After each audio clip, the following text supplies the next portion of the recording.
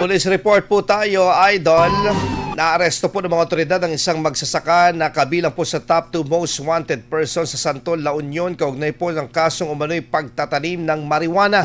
Sa isinagawang operasyon po noong Agosto 4 sa may barangay Tubaday, Santol, La Union, sa bisa po ng warrant of arrest na inilabas ng hukuman, naharap sa ang akusado po sa kasong paglabag sa Section 16, Article 2 ng Republic Act No. 9165 o ang Comprehensive Dangerous Drugs Act of 2002, kaugnay ng umano'y pagtatanim ng marijuana.